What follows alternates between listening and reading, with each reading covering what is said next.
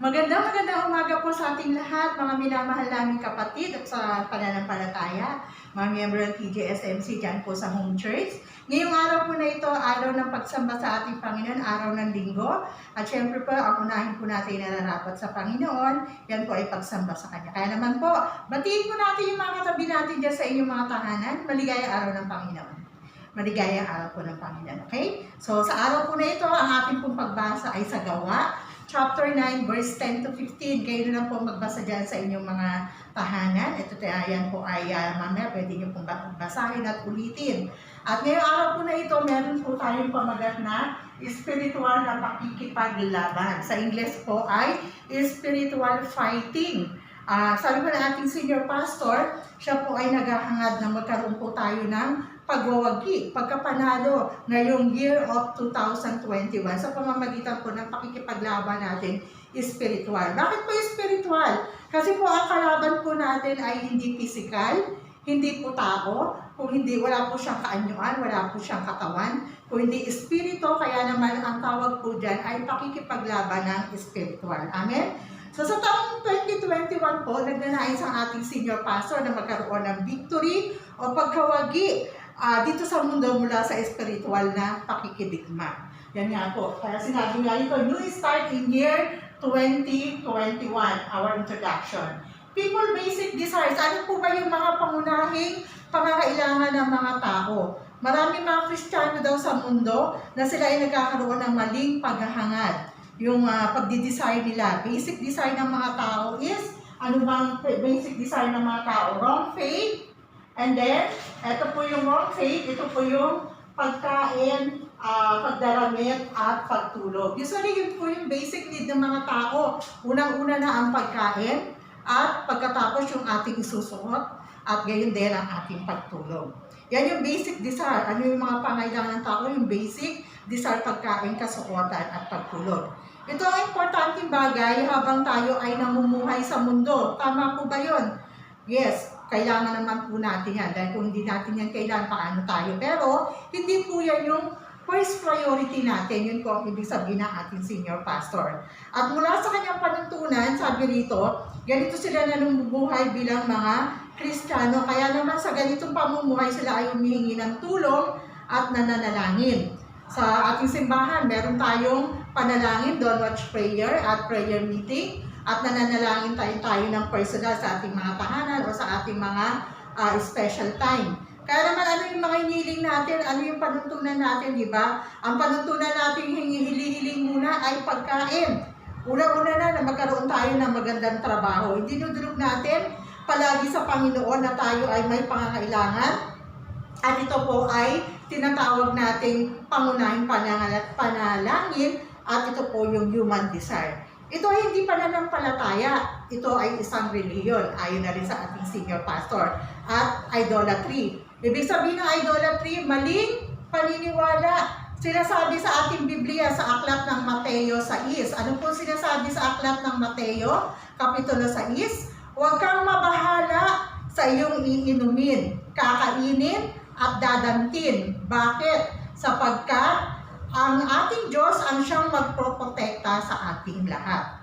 At sinabi rin po niya rito sa Mateo 6, siya ang magtataguyod kaysa anuman dito sa mundo.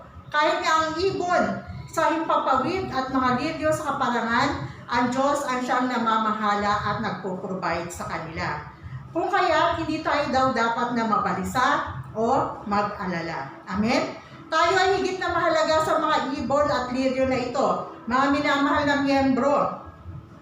Lalo na sa barangay Tumana, tayo ay mahirap at nahihirapang mamuhay dito sa mundo. Subalit huwag kang mag-alala patungkol sa iyong pamumuhay at sa buhay mo. Kung ano ang iyong inumin at kakainin at daramtin. Huwag kang mabahala sapagkat ang Diyos ang siyang bahala sa lahat ng ating pangangailangan. Yan po ang encouragement sa atin sa umagang ito. Kaya naman sinasabi rin po sa Mateo 6:33. Mateo 6:33, ngunit hanapin muna ninyo ang paghahari ng Diyos, ang kanyang katuwiran, at ang lahat ng mga bagay na ito ay idaragdag sa iyo. Totoo naman po yan. At kapag hinanap mo nga ang paghahari ng Diyos, at ang kanyang katwiran, ipuprovide niya. Siya ang bahala mag-provide ng lahat ng pangangailangan mo sa iyong buhay. Amen? At habang tayo ay namumuhay dito sa mundo, tayo ay may pangunahing layunin. Ang dahilan ng ating buhay, ito ay maging matagumpay. Our absolute value or basic goal. Our basic goal. What is our basic goal? Ito po, yung wrong faith natin, ang wrong faith natin, success plus faith, that is wrong. Amen? So matagumpay o autoridad o kapangyarihan maging tanyag sa ating buhay at may pananampalataya. Mali po yun. Habang tayo nabubuhay, tayo ay nag-aaral na mabuti upang maging matagumpay sa mga ito. At pinagbabatayan natin ang maraming tao upang ikaw ay matawag na matagumpay. Yan ay nakikita sa physical at material. Amen? Pero ano sinasabi sa Biblia? Ang sinasabi po sa Genesis chapter 1 verse 26-28 na nalikha ng Diyos ang tao at namuhay kasama ang Diyos, ito ay kanyang fundamental being. Ano po yun? Yun po yung fundamental being mo, kapatid. Ikaw ay ginawa ng Diyos ayon sa kanyang kawangis at makasama kanya. Yan po ang fundamental na being mo. Pangunahing pagkakakinanlan mo ng mga tao. Kung kaya kaurilan na dapat na mamuhay ang tao sana kasama ang Diyos. Basically po, yun ang batas ng ating paglalang, ang mabuhay na kasama ang Diyos. Kung kaya kapag kasama natin ang Diyos, mayroon tayong tunay na kasiyahan. Amen? We have a perfect happiness. Amen, na tinatawag. At ano pa? Pag namumuhay na kasama ang Diyos, ito ay fundamental being. Pangunahing pagkakalanlan natin at namumuhay tayo na kasama natin ang Diyos. Ito ang pagiging masagana at pagkakaroon ng pagdami. Ano po yun? Be fruitful and increase in number. Ibig sabihin, masagano tayong namumuhay kapag kasama natin ang Diyos at ang lahat ng ito ay idadagdag sa atin at tayo ang mamamahala sa lahat ng nilikha ng Diyos. Kaya sinabi ron, increase in number. Ang lahat ay susunod sa atin. Bakit? Sapagkat ang Diyos ay sumasa atin. Napakalaga po na maintindihan po natin na ang Diyos ay lagi sumasa atin. Huwag natin sabi na, ay ang Diyos andito, mamaya wala. Hindi po. Lahat po ng oras nasa atin ng Panginoon 24 hours a day. Kaya nga di ba tinatawag 24/7. Amen? Kaya alam namin na mga kapatid, ang lahat ay susunod sa atin. Bakit? Sapagkat ang Diyos ay sumasa atin. Amen? God is with us always. Hindi na natin kailangan sabihin o hilingin na maging masagana at magkaroon ng marami.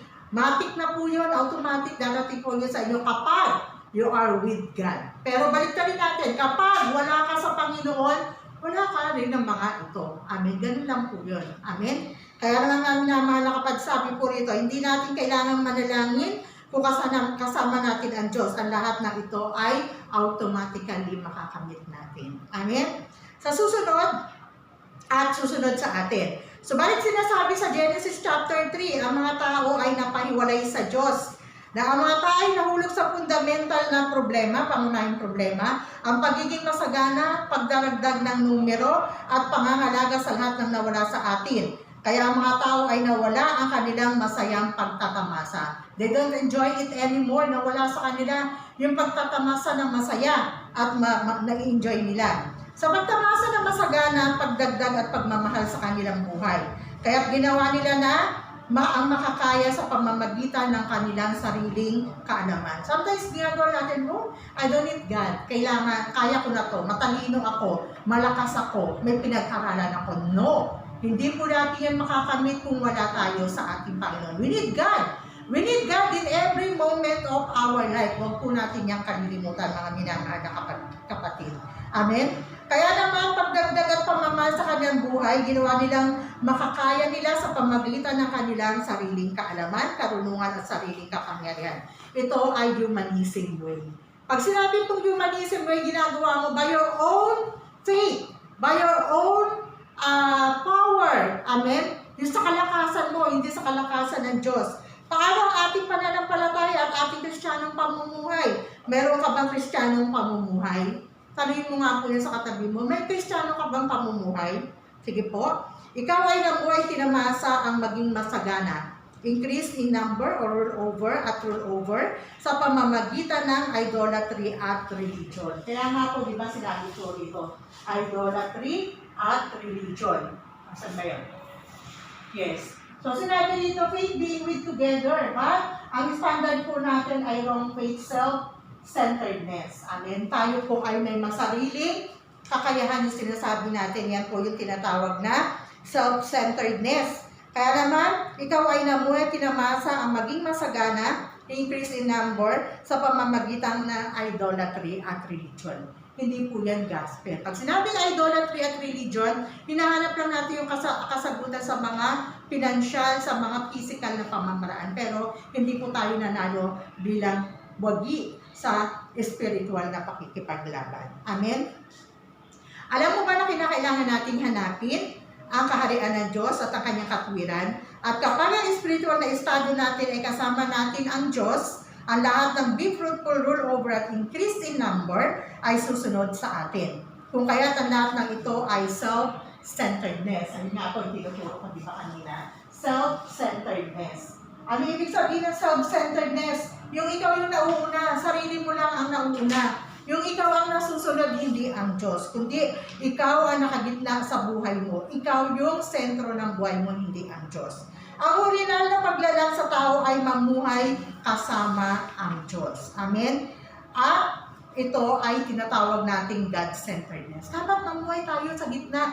Ang inuuna natin about God. Anong kakainin mo? Anong dalamtin mo? Ano ang iyong magiging desisyon? You acquire God. Tayong muna sa Panginoon. Amen? Kaya naman, nang si Adan at Eva ay nakikita nila ang puno ng karunungan ng kasamaan, the tree of good and knowledge and evil, naalala nila na sila ay nilalang ng Diyos. Kapag naalala natin ang Diyos, kapag tayo nakasentro sa Diyos, maalala natin, ikaw ay nilalang ng Diyos, ang Diyos ang iyong tagapaglalang. Amin po ba yun? Tayo ay creation lang ng Panginoon. Siya ang ating tagapaglalang.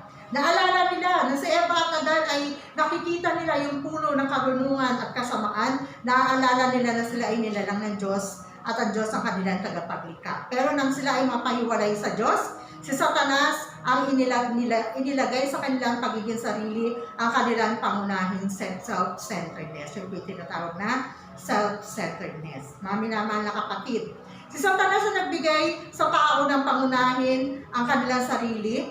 Nang makita nila ang puno ng karunungan at kasama ng kanilang sabi, wow, ang sarap ng prutas na ito, at nagkaroon sila ng desirable at paghahangat. Ang lahat ay nabago sapagkat ang kanilang standard ay nagbago. Ang original, tayo ay God-centeredness, pero si Satanas, ito ay binago at ang tao ay naging makasarili at nagkaroon ng self-centeredness. That is the problem. Amen? Mga minamahal na miyembro, kung ikaw ay nagagalit sa asawa mo, nagagalit ka ba sa iyong mga kapitbahay, sa iyong kaibigan? Oo, pastor, sabi mo, oo, pastor, ako ay nagagalit dahil sila may ginawang masama sa akin. Mali. That is wrong. Hindi yan dahil sa iyong sariling standard. Kung hindi, ikaw ay God-centered. Kung ikaw ay God-centeredness, ikaw ay ginagamit ng Diyos. Ang iyong pag-iisip ay naiiba at ang iyong pakiramdam ay naiiba. Hindi ang iyong sariling standard, hindi ang iyong nararamdaman o emosyon, iyan ay galing at bigay ni Satanas sa sariling kaisipan. Kaya sinasabi, ano yung self-centeredness? Ito yung self-centeredness na may measurement. Sa iyong paniniwala, sa iyong pag-aakala, measurement. May emotion. Ginagamitan mo palagi kapag nasaktan ka, emotion yan. Yan ang nagbibigay sa iyo ng maling kaparaanan para gumawa ng isang bagay. At may thinking. Yung thinking natin palagi ang mahalaga. No, hindi yan ang mahalaga. Hindi mahalaga ang iyong measurement, hindi mahalaga kung anong iniisip mo, at hindi mahalaga kung ano man ang iyong emosyon. Amen. Ako po, very emotional person po ako. Kahit na nag-aas lang saan si Pastor Lina, what is your worry? Tapos pag nagbigay ako sa kanya ng worry, naiiyak na po ako. I'm so much, sabi nga ni Samuel, I am very, very emotional. Amen. Pero mali po yun. Amen. Dapat hindi emotion ang pairali natin, kung hindi ang kalooban ng Diyos sa buhay natin. Kaya mga minamahal na membro, Ngayong taon ng 2021, ang nais ko sa ating mga miyembro, ang sabi ng ating senior pastor, ang ninanais niya na magsimula ang ating mga miyembro sa tamang pananampalataya. Ano yan? Tamang pananampalataya, right? Faith. Amen? Yun ang nais niya. At ang tamang pananampalataya pa sa lahat ngayong 2021 ay maniwala dito. Believing is very important. Kung naniniwala ka pero wala kang conviction na ito'y paniwalaan, puro ka lang ang tawag doon, theory. Hindi po yan tunay na pananampalataya. Ang tunay na pananampalataya is believing without seeing. Diba? Ano sinasabi? Faith comes by what? Hearing and hearing the word of God. At kung hindi mo man ito nakita ang pagkamatay ni Jesucristo, naniniwala ka. Nanamatay siya sa krus para ikaw ay tubusin. Amen? Nang ang Diyos ay pagkaloob sa atin ng lahat-lahat na kailangan natin sa ating buhay, pagkain, damit, pagtulog, hindi ka na dapat na mag-alala sa atin. Ang lahat na kailangan natin sa ating buhay, pagkain, damit, pagtulog, ay hindi mo na dapat ipag-alala. Sapagkat ang ating Amang nasa langit ay kayang ipagkaloob ang lahat ng ating pangangailangan. Huwag kang mabahala, alam ng Diyos ang lahat ng iyong pangangailangan. Ito ang tamang pananampalataya ngayong taong 2020. Mayroon tayong dapat pagsisimula na may tamang pananampalataya. Dapat meron tayong espiritu na pakikipaglaban kay Satanas. Si Satanas ay nagpapatuloy na nagbibigay sa atin ng maling pananampalataya.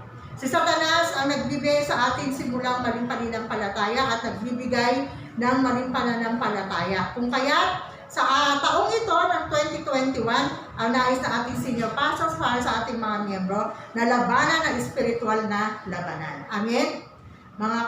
Kaya naman, sa oras na ito, tayo po ay tutungo sa body. Ano pa yung body? Yun po yung kinakatawan ng ating po, or katawan ng ating pong mensahe sa umagang ito.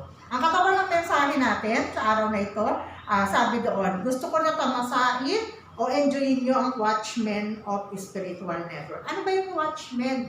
Yung Watchmen po, di ba, parang sa isang beach, di ba? Alam niyo yung Watchmen sa beach? Di ba, meron silang mga anong tawag doon? Teleskopyo. Amen? So yung teleskopyo na yon, nasa mataas siyang lugar, meron siyang parang mataas na hagdanan, tapos may upuan doon, tapos nandun siya sa beach. Tapos makikita niyo po doon yan, di ba? Siya yung tumitingin kung may malulunod or something. Siya yung titingin doon. So, meron siyang teleskopyo, ang tawag doon. At dito makikita natin na ang watchman na ito, ang ginagawa niya, araw at gabi, siya ay nagbabantay sa kung sino ang darating o lulusog na kaaway. Amen? Kung sa isa naman pong kampo, kailangan meron po niyang nagbabantay. Titignan niya kung sino ang palusog na kaaway. Ano naman ang network? Ito ay gaya ng Globe, Smart, Sun, Prepaid. Yung mga SIM card, di ba? Yan po yung mga network na ginagamit natin, iba-iba. May Smart, Globe, TNT, di ba? Pero TNT, Smart, Sun, at kung ano-ano pa. Upang bantayan ang galaw ng network, kailangan natin ng isang watchman. Amen? Tinatignan natin kung ano yung paggalaw ng bawat network na ito. Maraming tao ang pinrepare ng Diyos upang maging disipulo. Ito po yung tinatawag nating watchman. Gaya ni Ananias. Si Ananias ay isang watchman, tagapagbantay ng spiritual network in 237 field. Amen? Ito po yung una natin. Again, Ananias, the watchman of spiritual network in 237 field. Amen? At sinasabi po dyan sa una yung public life ni Jesus Christ. Ano ba yung public life ni Jesus Christ? Tingnan niyo ang Gawa, chapter 9. Siya ay watchman ng Damascus. Binuksan niya ang kanyang spiritual na network upang mabantayan ang maraming tao. Ito po si Ananias. At isang araw, pinadala ng Diyos si Apostol Pablo sa Damascus. At ito si Ananias ay binago si Pablo na dating may pangalan na Saul. Alam natin na si Pablo ay may pangalan dati na Saul na kung saan persecutor po siya ng mga mananampalataya. Pero pinadala doon ng Diyos si Ananias para baguhin po si Paul. At naging tagapagbantay siya ng spiritual network ng Damascus during that time, since that time.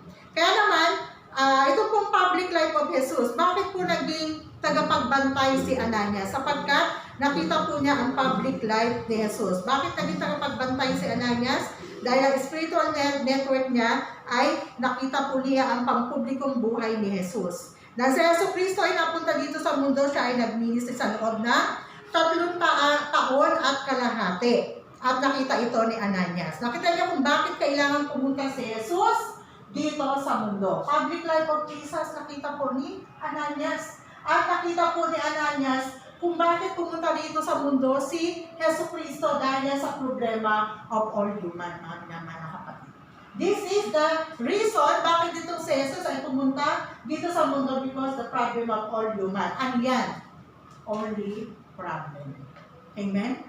Only problem. Yan po ay nakita ni Ananias na ginawa ni Yesu Cristo na pagpunta niya dito, kailangan niya pumunta dahil merong only problem. The problem of human, the only problem. Ang dahilan ng pamumuhay ni Yesu Cristo sa pampublikong buhay sa loob ng 3 taon at kalahati, sapagkat ang lahat ng problema sa mundo ay tanging problema lamang. Ibig sabihin, spiritual na problema na inilagay sa atin ni Satanas. Amen? The fundamental problem intervened by Satan. Spiritual na problema.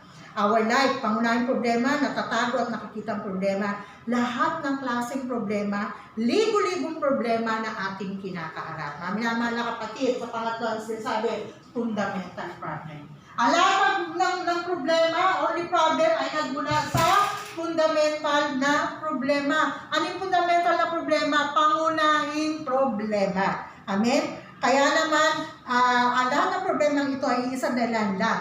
Ito ay nagmula sa fundamental na problema na inilagay ni Satanas sa atin.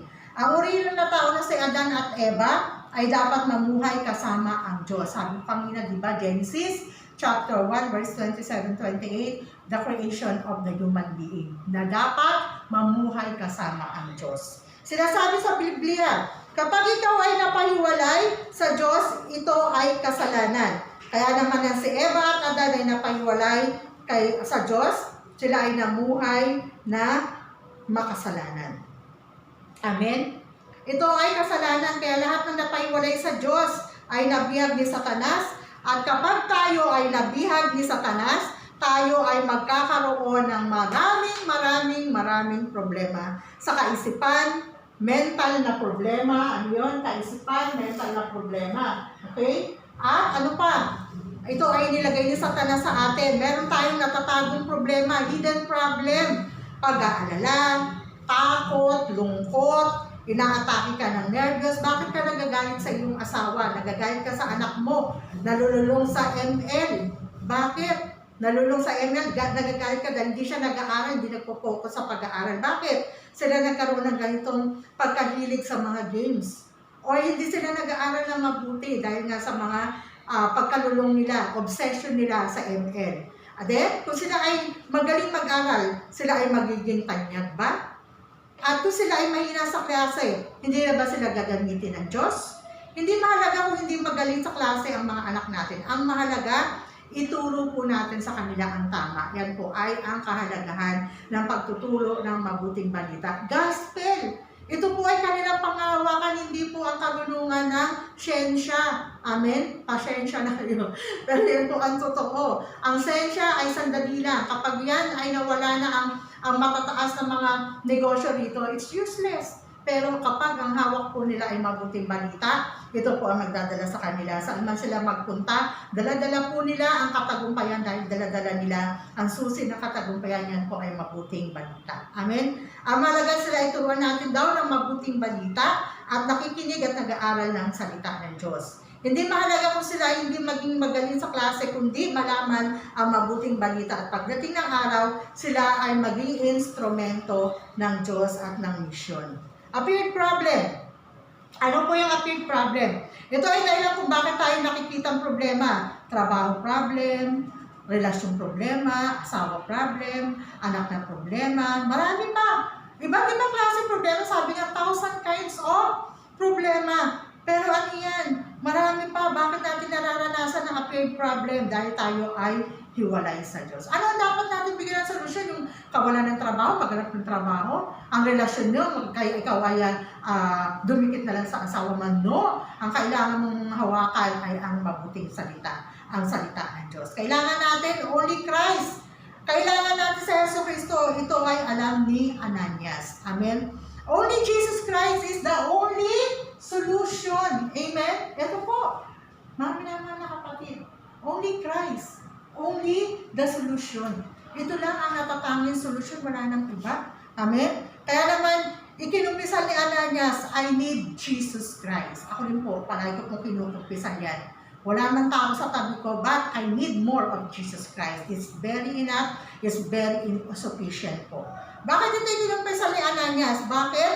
Pumunta si Yesu Cristo sa mundo. Bakit kailangan natin maniwala kay Yesu Cristo? Upang ating buhay ay bumuti? Upang tayo ay makatanggap ng pagpapala? Upang ang iyong anak ay mapabuti?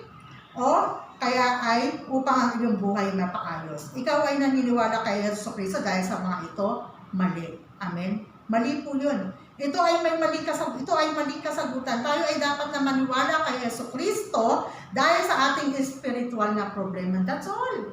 The reason na dapat natin paniwalaan sa kay si Yesu Cristo dahil meron tayong only problem. At anong kailangan natin? Only Jesus Christ for us to have this solution. Amen po ba? Wala tayong ibang kailangan, hindi para mapabuti. And then it will be follow. Hindi po yun yung ating dahilan para maniwala kay Jesus Christ para mapabuti anak mo, maging maganda ang buhay mo, maging maganda ang negosyo mo. No. Unahin mo muna natin na mapabuti ang ating relasyon sa ating Panginoon. Kung ikaw ay hiwalay, bumalik ka muna sa Panginoon. Amen? Kaya naman, kailangan natin sa Yesu Cristo. Kung ngayon, bakit kinakailangan na ipanganak sa Yesu Cristo ni Birheng Maria? Tinatawag natin itong binhi ng isang babae, offspring of a woman. Sapagkat ang mga tao ay may original na kasalanan. Ano yan? Original na kasalanan. You see, ang lahat po ng tao ay may original na kasalanan. Bakit? Minana po natin kay Adan na napahiwalay sa Diyos. Kaya nagkaroon po ng original na kasalanan. Ano ang original na kasalanan? Ang original na kasalanan ay pagkakahiwalay natin sa Diyos. At tayo po ay naging makasalanan, hawak ni Satanas. Sila ay nagkaroon ng original na kasalanan po kaya sa Yesu Cristo ay dapat na ipanganak ng isang birhen na walang kasalanan. Si Yesu Cristo lang po ang ipinanganak, wala pong iba ha. Si Yesu Cristo lang ipinanganak na walang bahid ng original na kasalanan. Amen. Dahil hindi po siya offspring ng lalaki, kundi offspring po siya ng babae. Binhi ng babae. Si Yesu Cristo na ipinanganak ng isang birhen ay tanging nakatagapagligtas lamang natin. Kung hindi siya sinilang na isang birhen, hindi siya pwedeng maging tagapagligtas. Bakit? Kasi meron siyang original na kasalanan. Ang isang tagapagligtas ay hindi pwedeng may original na kasalanan again. Kaya si Yesu Cristo ay hindi po mula sa lahi ni Eva at Adan. Siya po ay mula sa lahi ng banal na Espiritu.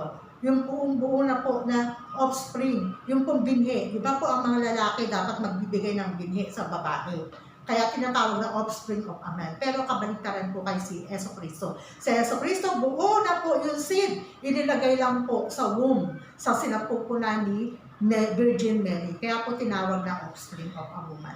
Nawa po maintindihan natin. Kaya si Yesu Cristo lang po ang natatanging tagapagligtas natin dahil wala po siyang bahid ng original na kasalanan. Kaya ipinahayag sa Genesis 3:15 na isang sanggol na lalaki ang ipapanganak ng isang birhen upang tayo ay iligtas. At bakit si Yesu Cristo dinala ang krus? Dahil sa ating kasalanan. Ang minamahal na kapatid, upang tayo iligtas sa kasalanan at kay Satanas, kinakailangan dalhin ni Jesus ang krus at siya po ay mamatay sa krus. At lahat ng kasalanan ng sanlibutan ay mapapatawad.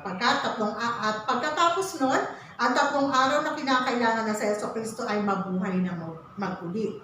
Sapagat ito ay deklarasyon na siya po ay nanalo over kay Satanas. Amen? Sapagkat ito ang pagkapanalo ni Yesu Cristo mula kay Satanas, sapagkat ang ruler ng mundong ito ay Satanas. Subalit, nang mabuhay na muli sa Yesu Cristo, ang ulo ni Satanas ay na-crush. Nilupig, nawasak. Amen? Crush. Pero, kahit na ito ay nawasak, kahit na nag-work pa rin si Satan ngayon, hindi na ganun kalakas ang kanyang kapangyarihan. Amen? winasak ng Jesus. Kaya naman mga minamahal na kapatid, huwag ka nang mabahala. Amen. Sinasabi po ng mensahe natin at ng ating senior pastor, huwag ka nang mabahala. Si Jesucristo na kasama mo ay lalabanan ng espiritual na labanan mo kay Satanas. Panghawakan mo yan. Amen? At sa huli, ito si Anania sa isang watchman, tagatingin sa spiritual na network. Bakit? Dahil kilala niya si Jesucristo. At alam niya ang mabuting balita, the gospel, sa ating mga pastor at leader ng simbahan, ng ating minamahal na miyembro ng simbahan ng TGSMC. Kapag alam mo ang mabuting balita, ikaw ay magiging isa na ding watchman. Amen? Pangalawa po, ayan, tayo po ay tutungo sa ating pangalawang mensahe, subtitle. Ano ang subtitle natin? Go! Ang sabi po dyan, iutusan tayo, go! Pumunta ka, saan? Sa Damascus. Amen? Bilang isang spiritual na manggagamot, spiritual doctor in 237 field. Amen? Lugar kung saan maraming mga tao ang may spiritual na problema. Amen? Kaya naman maraming lugar na spiritual ang karamdaman. Kaya sinasabi sa atin ng Biblia, go! Pumunta ka, tumungo ka. Saan? Sa lugar. Bakit? Dahil maraming tao ang naghihirap dahil kay Satanas, dahil sa ibinigay niyang spiritual na problema. Kinakailangan na ikaw ay maging spiritual na manggagamot dahil marami ang may spiritual na problema. Spiritual state. Ano yung spiritual state natin? Spiritual state, children of Satan. Ikaw ay anak ni Satanas at ikaw ay kanyang hawak. Amen? At ano pa? Meron kang spiritual status, idolatry at religion. Yan ang estado ng isang anak ni Satan. Meron kang status ng idolatry. Amen? Kaya naman kung bakit kinakailangan ipanganak si Jesucristo dahil yan sa ating spiritual state. Amen po? Ito nga po, ang isang ordinaryong doktor, kung ikaw ay may physical na karamdaman, masakit ang katawan, ulo, broken legs, pwedeng ma-opera. Kayang pagalingin. Kung may broken legs, kagaya ni Kuya Rico, na hospital siya, na-operahan siya sa tuhod dahil nagkaroon ng infeksyon. Kaya siya pagamutin ng doktor. Pero, kapag ang spiritual na karamdaman ay hindi, ang iyong karamdaman, hindi yan kayang pagalangin ng ordinaryong doktor. Ano ang spiritual na karamdaman? Marami tayong may imposibleng buhay. Absolute impossible life. Amen? Yan po absolute impossible life kung saan dahil meron tayong idolatry at religion. Amen? That is, nagkaroon tayo ng absolute impossible life. Marami tayong spiritual na karamdaman. Inilagay sa atin ng Satanas. Ordinaryong doktor, hindi ito kayang gamutin.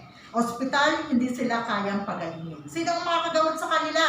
Tanging ang kagaya ni Ananias lamang, siya ang spiritual na manggagamot. Na alam ang ating mabuting balita, mga minamahal na miyembro, ikaw ay spiritual na manggagamot. Saan ka pupunta?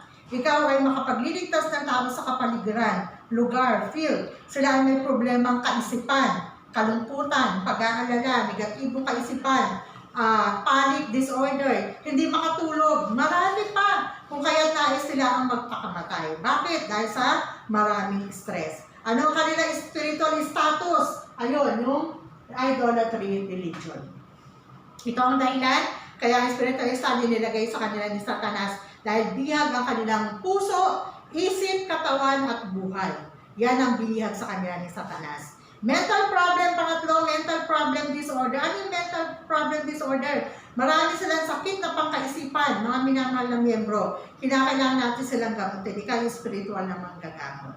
Panic disorder, anxiety, ikaw ay may nervous breakdown, yan po ang mga mental na disorder problem. Physical na problema, ano yung physical na problema? Maraming physical na karamdaman hindi na dumarating sa kanilang buhay. Sakit, ang ilan nakakatagpo ng manloloko, may rapist, nangahalay, may mga ating mga negosyo ay nagkakaroon ng problema.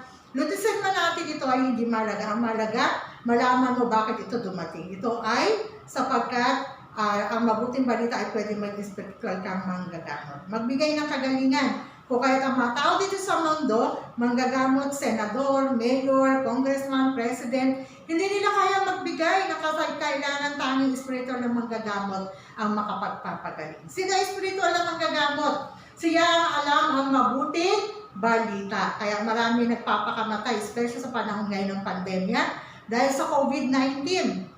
Hindi sila makapagtrabaho, hindi makapag-ipon. Alam nyo ba sa Korea, ganun din po. Hindi pwedeng mag-gather higit sa 5 tao sa maraming coffee shop. Kaya coffee shop ngayon, nagsasara. Hindi makatanggap ng maraming tao sa simbahan, less 20 lang. Kapag sumombra sa 20, ang tao ng isang simbahan, ang pastor ay aarestuhin at ikukulong at magbabayad pa sila. Kaya mga tao, hindi makapunta sa coffee shop, they order internet. Sa internet na lang po sila nag-order online at dinadala sa kanilang bahay. Ang iba sa mga ito ay nagkakaroon ng mental problem, nahulog sa games, drugs, at paglalasing. Sa huli, anong mangyayari? Afterlife problem. Ano yung afterlife problem? Susunod ang malaking problema ito na mga tao ay tinapos sa kanilang buhay dahil sa pagpapakamatay. At ang susunod, ang impyerno ang sa kanila ay naghihintay. Ito po ang tinatawag nating afterlife problem. Hell is waiting for us, for them. Amen. Sa mga nalulung sa drugs, paglalasing at walang pinangawakang mabuti balita. Lastly, ano sinasabi sa pangalawa? Generation problem. Ano yung generation problem? Ang generation problem po, pagsasalin po ng iyong problema. Kung ikaw ay may cancer, ang anak mo, 3rd to 4th generation apo mo magkakaroon ng cancer. Pag may diabetes, ganun din. Pag meron kang sakit na kaisipan, namamana din po yan. Yan po yung tinatawag natin na generation problem. Amen? Gaya na sinasabi sa Exodus chapter 20 verse 4 to 5, ikalawa hanggang ika-4 na salinlahi, ito ay maisasailin. Maminamahal na biyembro, sino ang magpapagaling nito? Ikaw na espiritual na manggagamot. Amen? Hilumin mo, pagalingin mo ang miyembro na iyong pamilya. Pagalingin mo ang iyong kapitbahay.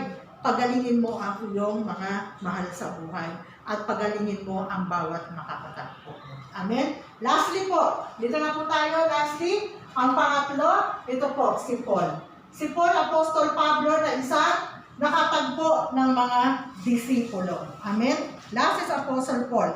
Si Apostol Pablo ay ambassador ng 3 posisyon ni Kristo. Ano yun? You know, si Apostol Pablo ay nakatanggap ng 3 posisyon sa pamamagitan ni Ananias. Amen?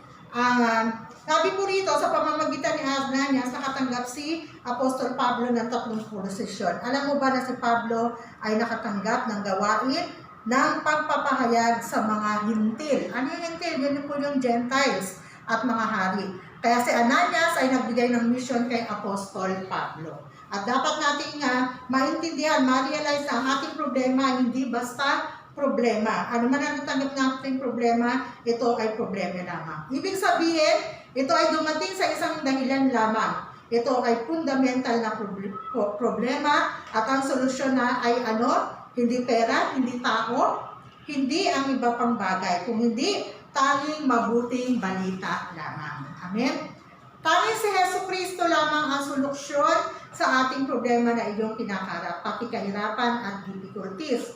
Kung maunawaan mo lamang ang natatanging mong problema, ang tanging si Jesucristo lamang ang tanging kasagutan. Ang mabuting balita ay iyong natatanging siguradong mahalaga. Amen? Absolute value. Kaya naman ang absolute order ay darating at magiging kasunod. Si Apostol Pablo ay naranasan ito, yung absolute value. Siguradong mahalaga si Apostol Pablo na nagkonsentra sa panalangin at salita ng Diyos. Ito si Apostol Pablo na nagkonsentra sa panalangin at salita ng Diyos at pagkatapos ay sinasabi sa Biblia, si Apostol Paul ay tumungo sa Pilipian o sa Pilipos at kanyang nakaibahagi ang salita ng Diyos kay Lydia. Sino si Lydia? Itong si Lydia ay isang nakatagpo ni Apostol Pablo na kung saan binahagi na niya ng salita ng Diyos at ito po ay nag-transform at nagsumunod kay Apostol Pablo at siya po ay naging disipulo. Amen? At si Apostol Pablo ay ambassador ng 3 posisyon. Ano yan? 3 posisyon, ambassador na ibinigay ng Diyos. Kung kaya sa pamamagitan ng 3 posisyon, bilang propeta, bilang pari, at bilang hari. Siya ang ambassador na ipinadala ni Jesucristo para ibahagi ang mabuting balita sa lugar ng Filipos. At ito si Lydia ay naging disipulo ni Pablo. Sa Gawa 17, si Apostol Pablo ay tumungo naman sa Thessalonica. At dito nakatagpo ni Pablo si Jason. At kaya ibinahagi ang mabuting balita, ibinigay niya rito ang kapangyarihan. Bakit? Sapagkat si Pablo ay ambassador ng tatlong posisyon. Sa Gawa 18, Gawa 18, na si Apostol Pablo ay tumungo sa lugar ng Corinthians, kanya rin binahagi ang mabuting balita bilang ambassador ng tatlong posisyon. Nakatagpo naman niya ang mag-asawa na sino yung nakatagpo niya mag-asawa? Ito ay si Priscilla at si Aquila. At dito, sila ay binagi ng salita ng Diyos ni Pablo at naging disipulo ni Jesucristo. Kapag titignan natin ang Roma 16, maraming manggagawa ang mga nagkaroon ng kagalingan dito para mag-evangelize ng Roma. Bakit sila ang naging klase ng tao na naging kabahagi ng mabuting balita? Sapagkat si Apostol Pablo ay ambassador ng tatlong posisyon. Mga minamahal na miyembro, kung ikaw ay ambassador ng tatlong posisyon, kung merong ambassador sa South Korea, kung meron tayo dito ambassador sa South Korea sa Pilipinas, di ba kung pupunta siya sa Pilipinas, meron siya kapangyarihan na puntahan ang presidente at meron siyang pwedeng maging passes, pwede niya makita ang presidente. Pero kung wala siya kapangyarihan bilang ambassador, hindi niya pwedeng makita ang presidente ng Pilipinas. Meron siyang kapangyarihang power bilang ambassador. Ganun po, lahat tayo ay miyembro, parehas lang. Meron ka ding kapangyarihan dahil ikaw ay ambassador ni Kristo. Saan ka man pumunta, ibahagi mo ang mabuting balita. Ikaw ay ambassador ng tatlong posisyon. Si Satanas ay lalayas at ang kapangyarihan sa pagiging saksi ni Jesucristo ay darating sa iyo. Mga minamahal na kapatid, tayo po ay nasa konklusyon na. Ano ang ating konklusyon? Ang ating konklusyon, ang taon ng 2021 ay, sabi rito, sa mga minamahal na miyembro, tayo ay magkaroon ng spiritual na pakikipaglaban kay Satanas. Bakit? Si Satanas ay binibigyan tayo ng maling pananampalataya. Nagmumula kay Satanas. Ang ating mga maling kaisipan, pananampalataya natin mali. Yan po. Kaya kailangan natin siyang labanan by spiritual fight. Ang lahat ng tao ay may pangunahing pangangailangan. Pagkain, damit, pagtulog, plus faith. Dahil dito meron tayong pananampalataya, hindi. Ito ay mali. Anong gagawin natin? Itapon mo ang lahat. Pagkain, damit at pagtulog, kalimutan mo. Ang mahalaga ikaw ay maniwala muna. Kanino ka maniniwala? Kay Jesucristo. Maniwala ka kay Jesucristo at ang Diyos ay lahat ng pagpuprovide ay para sa iyo pagkakaloob ng Diyos. At isa sa mga minamahal na miyembro at isa pa nga mga minamahal na miyembro, ang pagiging mabunga, pagdaragdag ng bilang ay pamamahala ng Diyos. Ang Diyos ang siyang magdaragdag ito sa ating buhay. Amen? Kaya minamahal na kapatid, sa pagtapos ng ating continuation sa conclusion, kaya naman ang ating pong senior pastor ay nagsasabi sa ating, hanapin natin ang kabutihan ng Diyos. Seek first the kingdom of God and His righteousness. Miyembro ka, ikaw ay tagapangalaga ng spiritual network, gaya ni Ananias sa teka-spiritual na manggagamot. Let's go! Puntahan natin ang field na maraming mga spiritual na karamdaman. Ikaw ay ambassador ng tatlong posisyon na ipinadala ni Jesucristo. Nais ko sa ating mga minamahal na miyembro, sabi ng ating senior pastor, na makatanggap tayo ng kasagutan sa taong 2021 upang sa araw na ito, ang ikalawang linggo ng taong 2021 ay may tamang simula at tamang pananampalataya. Let's all bow down and pray to God. Father God, thank you so much, Lord, sa mensahe na ipinagkaloob mo sa aming senior pastor, Reverend David Lee, na may pamagat na spiritual na pakikipaglaban nagmula sa Acts or Gawa, chapter 9, verse 10 to 15, O God. Lord, naniniwala kami na ang tatlong pangunahing dapat namin makamit ay maging watchmen gaya ni Ananias na tagapagbantay ng spiritual realm, Panginoon. Dalangin namin naman na mabantayan po namin ang gawa ng kalaban at hindi po kami mapasok. Gayun din naman, Ama, nais po namin na maging spiritual na manggagamot na gaya rin po ni Ananias at ni Pablo, na kung saan, Panginoon Ama, nakikita po namin ang field ng maraming karamdaman. Lord, gamitin niyo po ang mga miyembro namin bilang maging spiritual na manggagamot at spiritual na watchmen, Panginoon Ama, upang ang mundo na ito ay amin pong mabantayan laban kay Satanas. At gayon din po, Ama, na magkaroon po kami, Panginoon, ng tatlong spiritual na posisyon na bilang isang ambassador, Lord, na siyang maghahanap, Lord, ng disipulo dito sa mundo na itinago mo at inilagay mo para sa amin. Makita namin, Lord, ang field, the 237 field, Lord, na kung saan nangangailangan ng paggamot ng mabuting balita. Panghawakan namin ang salita ng Diyos at salamat po sa buhay ng aming senior pastor na ginamit mo po para magbahagi ng salita na ito at magbigay ng kapangyarihan ng salita na ito na gagamitin namin, Panginoon, sa loob ng isang linggo upang labanan ang spiritual world at ang espiritu na kalaban namin na si Satanas. Lord, make us, Father God, to be the spiritual warrior ng panahon na ito. Na maging maganda ang simula ng taong 2021, Father God, na may tamang pakikipaglaban at tamang pananampalataya. Ito po, Ama, ang samot dalangin namin sa pangalan ni Jesus. Amen. Gandang umaga po sa atin.